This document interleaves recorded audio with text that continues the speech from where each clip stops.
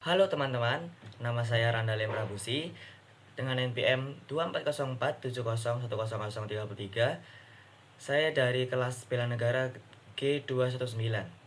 Pada kesempatan kali ini, saya akan membahas topik yang sangat relevan dengan tantangan global saat ini, yaitu penguatan kompetensi bahasa Inggris dalam komunikasi bisnis dan profesional sebagai bagian dari bela negara.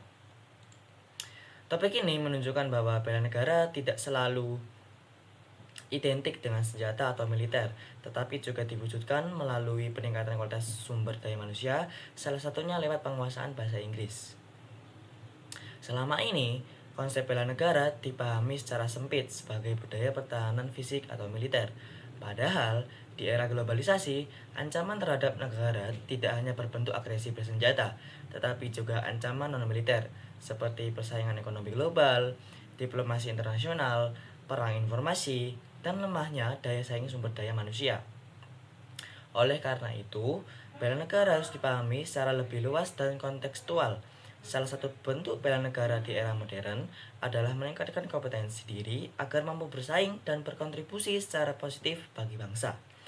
Dalam konteks ini, penguasaan bahasa Inggris sebagai bahasa komunikasi global menjadi sangat penting, terutama dalam dunia bisnis dan profesional.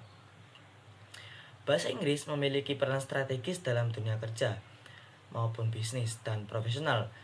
Kemudian saat ini banyak perusahaan nasional maupun multinasional membutuhkan sumber daya manusia yang mampu berkomunikasi secara efektif dalam bahasa Inggris, baik dalam bentuk presentasi, negosiasi, penulisan dokumen bisnis maupun kerjasama internasional.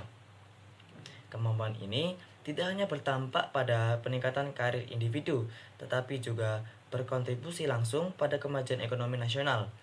Ketika tenaga kerja Indonesia memiliki daya saing global, maka posisi Indonesia dalam persaingan internasional akan semakin kuat. Dengan kata lain, kompetensi bahasa Inggris menjadi modal strategis dalam memperkuat ketahanan ekonomi sebagai bagian dari ketahanan nasional. Dalam perspektif bela negara, penguasaan bahasa Inggris dapat dipandang sebagai bentuk kontribusi nyata warga negara dalam menghadapi ancaman non-militer. Kemampuan berkomunikasi secara profesional dalam bahasa Inggris memungkinkan individu untuk menyampaikan kepentingan dan kompetensi bangsa di forum internasional, terlibat dalam diplomasi ekonomi dan kerjasama global, menjadi representasi positif Indonesia di mata dunia. Kemudian, selain itu, literasi bahasa Inggris juga membuka akses terhadap informasi global. Dengan kemampuan ini, masyarakat dapat memahami isu-isu internasional seperti geopolitik, ekonomi, dan perkembangan teknologi, sehingga menjadi lebih kritis dan tidak mudah terpengaruh oleh disinformasi. Hal ini sangat penting dalam menjaga ketahanan informasi dan stabilitas nasional. Pendidikan memiliki peran kunci dalam mengintegrasikan kompetensi bahasa Inggris dengan nilai-nilai bela negara. Pembelajaran bahasa Inggris seharusnya tidak fokus pada tata bahasa dan kosakata, tetapi juga pada keterampilan komunikasi seperti presentasi bisnis, negosiasi, penulisan dokumen formal.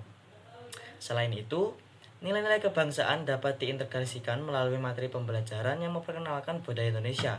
Dengan demikian, peserta didik tidak hanya menjadi individu yang cakap berbahasa, tapi juga memiliki karakter nasionalisme, integritas, dan profesionalisme. Sebagai kesimpulan, penguatan kompetensi bahasa Inggris dalam komunikasi bisnis dan profesional merupakan salah bentuk bela negara yang relevan di era globalisasi. Kemampuan ini terbukti dapat meningkatkan daya saing sumber daya manusia, memperkuat diplomasi ekonomi, serta mendukung ketahanan nasional dalam menghadapi ancaman non-militer. Oleh karena itu, penguasaan bahasa Inggris tidak lagi sekedar keterampilan tambahan, melainkan kebutuhan strategis yang harus dikembangkan secara sistematis melalui pendidikan dan pelatihan profesional. Dengan menjadi individu yang kompeten secara global dan berkarakter kebangsaan, kita telah mengambil peran nyata dalam menjaga martabat dan keberlangsungan bangsa Indonesia. Mungkin itu saja dari penjelasan saya. Terima kasih atas perhatiannya. Wassalamualaikum warahmatullahi wabarakatuh.